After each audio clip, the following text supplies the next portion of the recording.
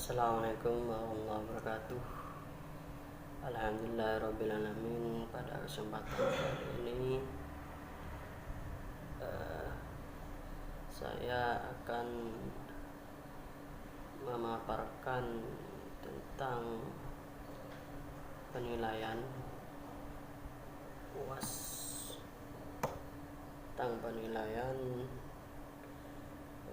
pembelajaran di masa pandemi COVID-19. Sebagaimana kita ketahui bersama bahwasannya sudah hampir 1 tahun lebih wabah COVID-19 melanda di negara yang kita cintai.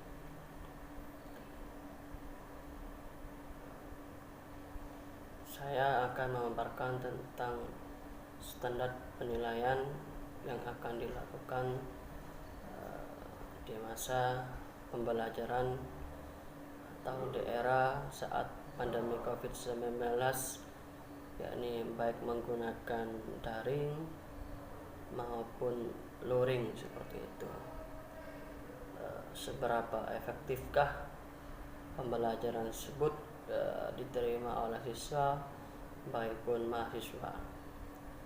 Oke, nanti saya akan paparkan melalui PPT atau PowerPoint yang sudah menjadi tugas oleh Ibu dosen atau Ustazah Herawati MPD.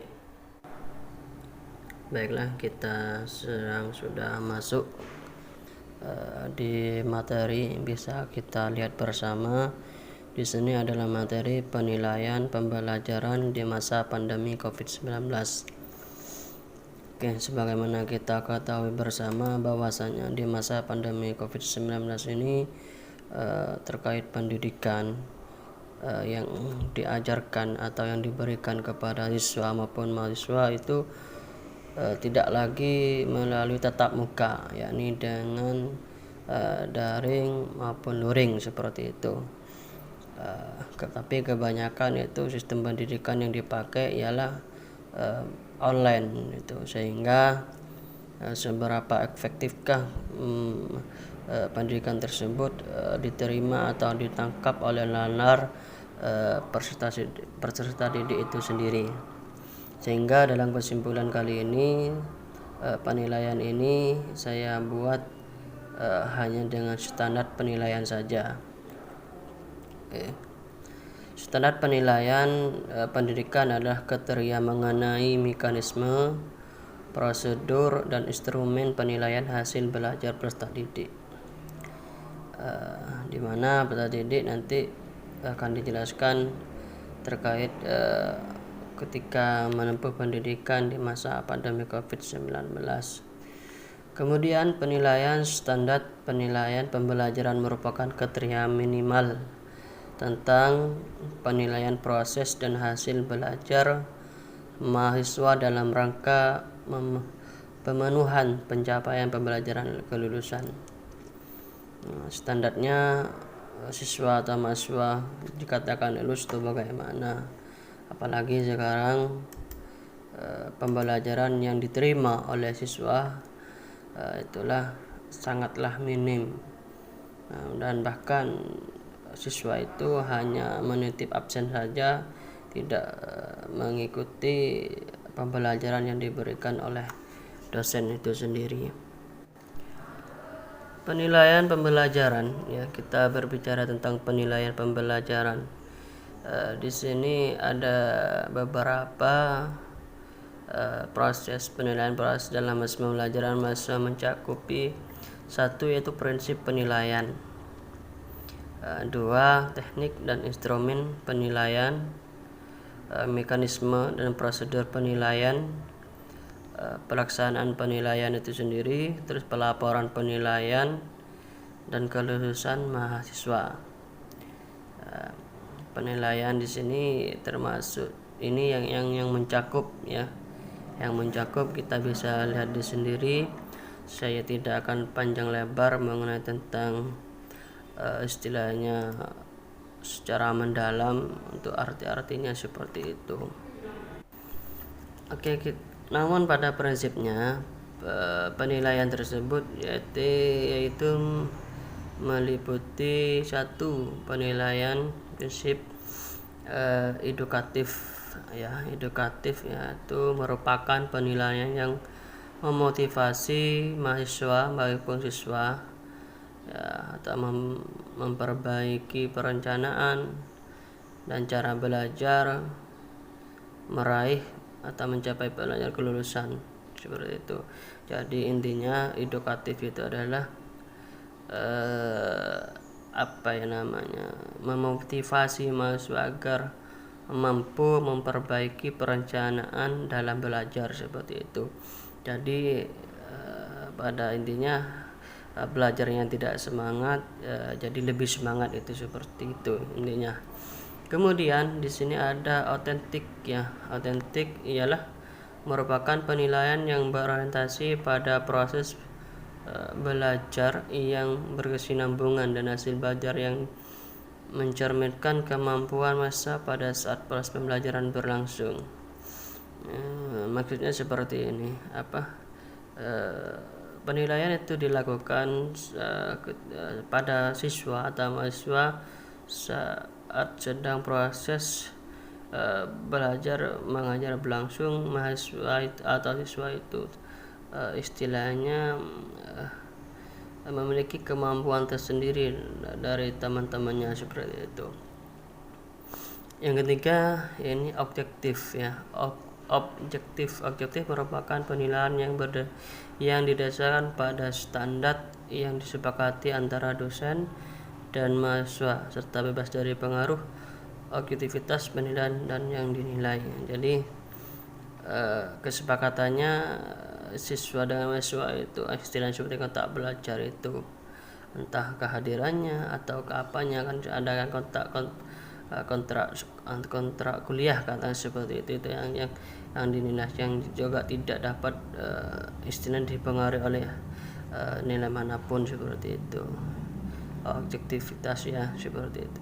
Kemudian akuntabel ini merupakan penilaian yang dilaksanakan sesuai dengan prosedur dan kriteria yang jelas, disepakati pada awal kuliah dan dipahami oleh mahasiswa. Misalnya yang akuntabel ini sesuai dengan apa yang telah disepakati bersama antara dosen dengan mahasiswa, antara pendidik dan peserta didik seperti itu. Misalnya kalau tidak hadir 3 kali, itu sekuensinya bagaimana, kan seperti itu. Kemudian yang kelima di sini ialah transparan ya. Transparan merupakan penilaian yang prosedur dan hasil penilaian dapat diakses oleh semua pemangku kepentingan. Jadi transparan di sini tidak ada yang ditutup-tutupi, semuanya jika diperlukan bisa dapat dilihat, dapat diakses seperti itu. Untuk penilaian sendiri yaitu meliputi penilaian sikap, keterampilan umum atau keterampilan khusus, dan penguasaan pengetahuan. Sedangkan tekniknya sendiri yaitu bisa dengan observasi atau partisipasi, unjuk kerja atau tes tertulis, tes lisan, dan angket. Jadi tekniknya yang bisa digunakan ya bisa ya ada untuk mengetes hasilnya itu seberapa mampu siswa itu, ada tes tertulis atau tes lisan atau dengan menggunakan angket itu sendiri. Juga ada namanya teknik penilaian atau instrumen itu ya bisa menggunakan rubrik untuk penilaian proses dan portfolio atau karya desain untuk penilaian hasil seperti itu. Jadi itu semua adalah standar untuk menguji atau menilai hasil pembelajaran kita. Namun itu hanya sekedar standar penilaian saja, cara-caranya penilaian. Cuman yang saya ketahui terkait judul yang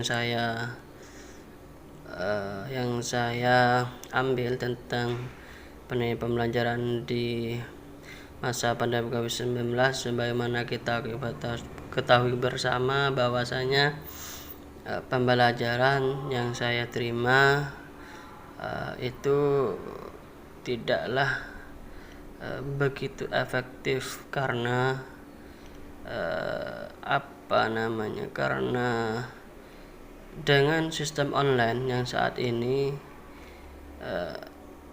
sesuai dengan pengalaman pribadi siswa, apalagi mahasiswa, itu sudah tidak dapat menghiraukan apa yang diperintah oleh gurunya atau dosen. Terutama mahasiswa hanya nitip absen, setelah itu ditinggal mata kuliahnya, sehingga pembelajaran di masa pandemi COVID-19, saya tidak bicara dengan by data secara langsung, cuman saya berbicara tentang analisis dari yang saya ketahui di lapangan, seperti itu, bahwasanya pembelajaran secara online di masa pandemi COVID-19 itu tidak efektif, kurang efektif, sehingga harus ada solusi lain, baik dari pemerintah setempat maupun dari lembaga pendidikan itu sendiri. Mungkin hanya itu yang dapat saya sampaikan. Apabila ada perkataan yang salah atau tulisan atau PPT ini kurang sempurna, saya selaku insan biasa kurang lebihnya saya mohon maaf. Akhir kata, wassalamualaikum warahmatullahi wabarakatuh.